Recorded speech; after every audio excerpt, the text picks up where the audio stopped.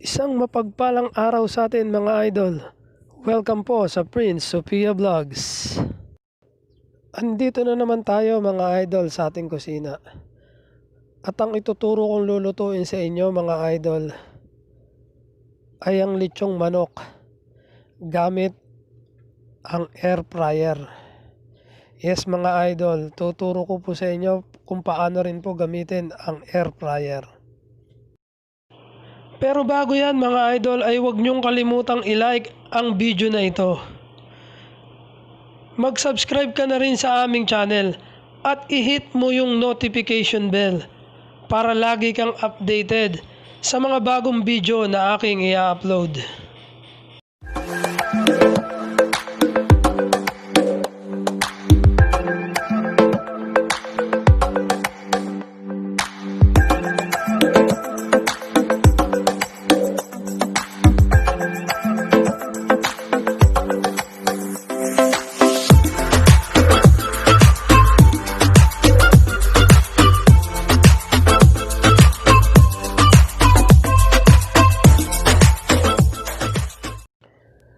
Ang ating mga sangkap, ang ating isang buong manok, sibuyas, lemon, paminta, toyo, at asukal. Sa isang malinis na kasirola mga idol ay pagsasama-samahin lang natin yung ating mga sangkap.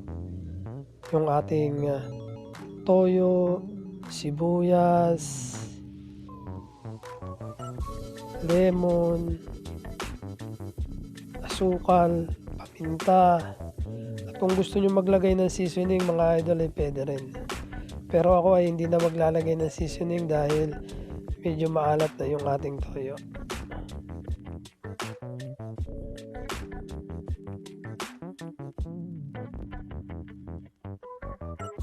Kung mapapansin nyo mga idol ay hiniwa ko yung ating sibuyas ng maliliit at yung ating lemon din mga idol.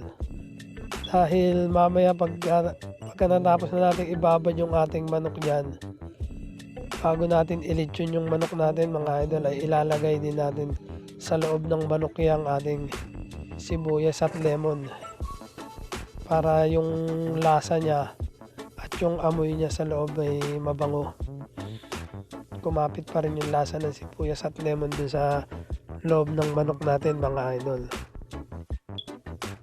Yan mga idol, pagkatapos natin siyang pigain yung lemon ay haluin lang natin ng gusto para ma-mix yung lasa niya. At pagkatapos ay ilalagay na natin yung ating manok dyan at irarab natin ng gusto. Kailangan natin mapaikot yung ating lemon dyan mga idol, yung ating sauce para mababad yung ating manok.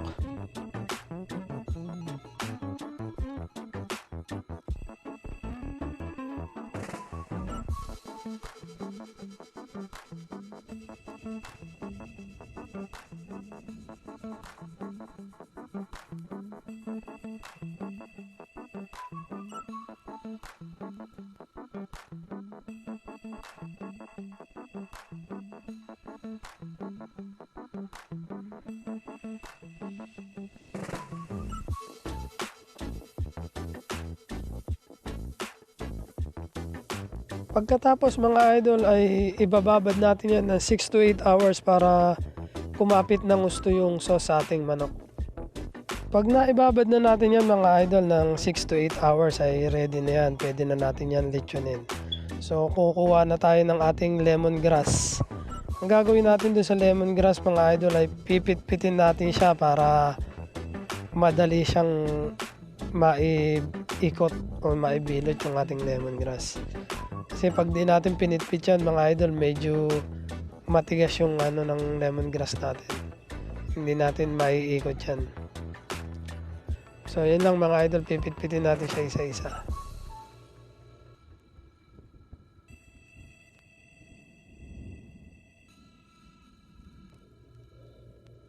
Yan mga idol, kailangan lang natin paikutin dun sa pinagbabaran natin yung ating manok para maging maganda yung kulay niya.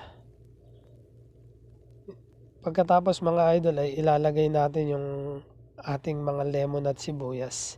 medyo isiksik natin siya mga idol para magkasya rin yung ating lemongrass o yung ating tanglad.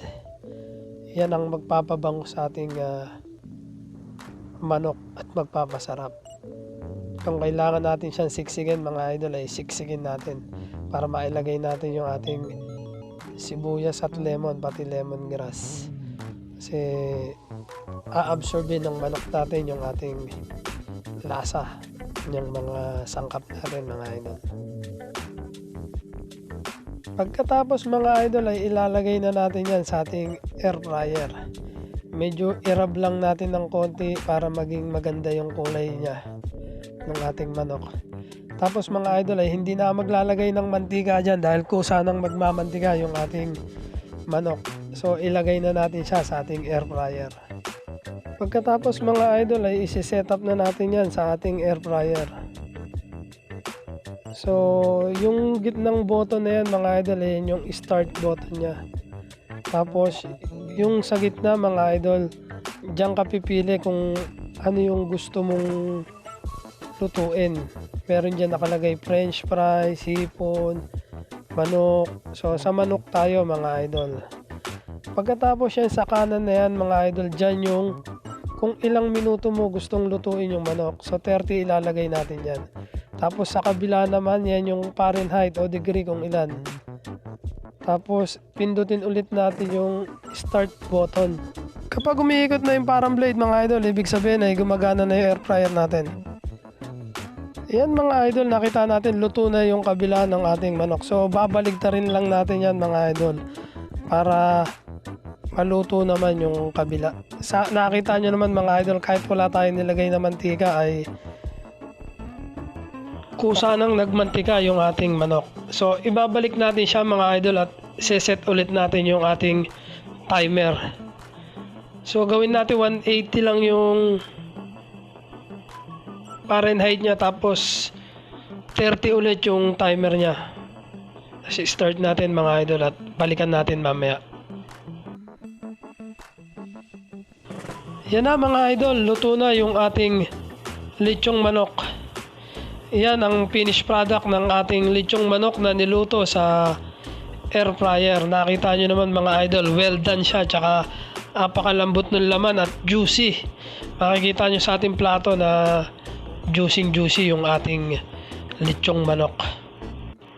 Nakita nyo po mga idol kung gaano kasimple maglechon ng manok sa air fryer. Para nang kumain yan mga idol ng chooks to go o andoks sa atin. At kung nagustuhan nyo ang video na ito mga idol at gusto nyong magluto rin ng lechong manok mga idol, ay ilalagay ko sa description below yung mga ingredients niya kung paano ang pagbabad ng ating lechong manok mga idol. Maraming salamat sa inyo mga idol dahil naabot na natin ang ating 1K subscriber. Sana po ay patuloy pang madagdagan at dumami pa ang manonood ng aking channel. Muli maraming salamat sa inyo mga idol.